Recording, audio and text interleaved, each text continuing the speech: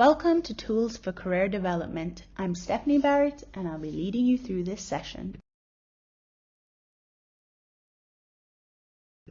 In this session, we're going to be going over your resume and how to write it. You would have seen in the previous slide that we said you need to make your resume count.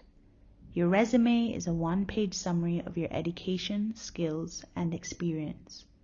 This one-page representation of you has to be relevant to the position that you're applying for.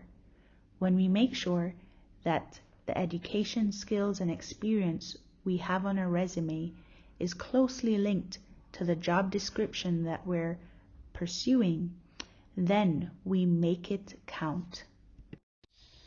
A resume has a particular format and usually includes many of the sections that you see here on this slide. The first is a heading, which will include your name and contact information. The next, which some people may choose to include but don't have to, is your objective, which tells the employer what employment you are looking for and what skills you have to actually do that employment. The next is education. Under this section, you would list the name of your high school, the name of your university if you went to one or are going to one, and you'd also include J-TEC and CAPE subjects that are relevant to the job you're applying for. Of course, if your grades are strong, then you also want to include what you earned for J-TEC and CAPE. The next are skills, and skills are basically any technical skills that you have, or sometimes skills that have to do with, like good communication or organization. A technical skill might be, knowing how to use this Microsoft suite or Google suites. The next is your professional history. If you've ever had a summer job or an internship, you'd want to include the title that you had at that job, what your responsibilities were, and what are some of the results that you actually achieved whilst working there. And finally, this one is optional, as you can see, are awards and achievements. Is there anything significant relating to your job, the one that you're applying to, that could be spoken about, an award that you won or an achievement that you made? Maybe you got most improved intern, and that would be something you'd want to mention. Now that we've gone over the fundamentals of the resume and how to format it, it's important that we pay attention to some key areas. The first is adapt your resume to the specific position you're applying to. When you look at job description and you make note of the characteristics and skills that your employer wants, make sure that you highlight the skills and the wants that the employer has that you have on the resume. Also, look up research examples of resumes within that field and use that to help guide you. Another key area is to use simple and concise language. It's really important that you get straight to the point. You only have 20 seconds to capture the attention of a potential employer. Ensure that your objective is written with strength and conviction. And your last key point is make sure to focus on the results.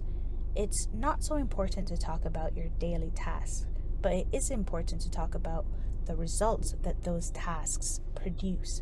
That's what employers care about. So simply focus on what you did in your activities or summer job and emphasize the goals you accomplished. There's so many resumes that are sent out to so many companies, and it's easy to use really cliche language.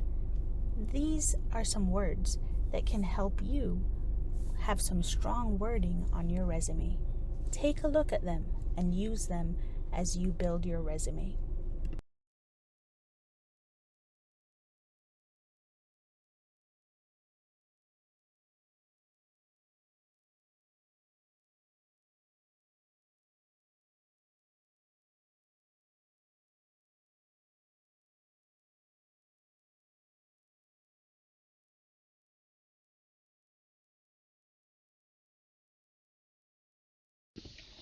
As you can see on this slide, there's a resume template. If you go to the link, meaning the title, resume template, and click on it, it will take you to a Google Doc that will allow you to copy it and then create your own resume using the template. Please feel free to click on the link. Then when you see it open to the template, go to the top, go to File, go to Make Copy, make your own copy, and then go ahead and include all of your own information. The template is there for you to use.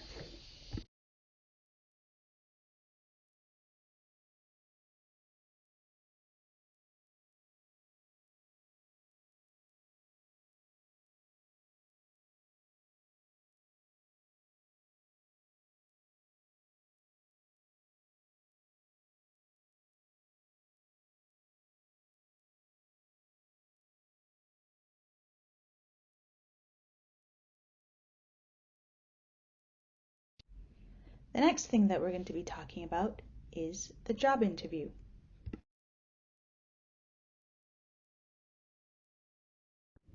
There are a few key areas that you need to keep in mind when preparing for an interview. The first is dress. Don't wait until the last minute to get your interview clothes ready, and avoid casual clothing. Males, you should wear a dress shirt and tie and tailored pants or a suit. Females, please wear an elegant dress or a skirt or pantsuit. And just as a reminder, no dress should be above the mid-thigh and there should be no showing of cleavage. The next important key area is punctuality. Be at least 15 minutes early for your interview. If you're going to be late due to some unforeseen circumstance, ensure that you call and explain your situation. The next key area to remember is respect. When you greet your interviewer, give them a firm handshake or head nod, and address them by their title and surname unless otherwise instructed. Our final key area is definitely research. Make a list of all the skills, knowledge, and personal and professional experience that's required for the job, and make a list of your assets and match them to the previous list you made that included all of the skills required for the job. Think about past experiences that will highlight all of your strong points. And also, read the About Us page on the website. Make sure that you know the company that you're applying to. Look at the website pages that are relevant to your particular position and ensure that you can actually be a good candidate for this position, and think about why that is. Research articles about the company in the newspaper and magazines, and read client feedback and employee reviews. You want to make sure that this is a company you want to work at and would enjoy working with them. And the final things that you should research are to see if you know anyone at the company who can answer some of the questions that you have about it. And you want to make sure that you use the information you have gathered from your research to prepare yourself for questions that the interviewer will ask. Ensure that as you research, you are writing down your own important questions that you have, and make sure they are not questions that could have been easily answered when looking at the website. Or last, and I mean it this time, key section would be our nonverbal communication. It's so important when you interview to make sure that you practice using the interview format that is specific to the position you are applying for. Don't just show up to the interview not having gone over some of these questions with someone who can help you, but find a friend or a family member who could do a mock interview with you so that you can feel and know that you are well prepared.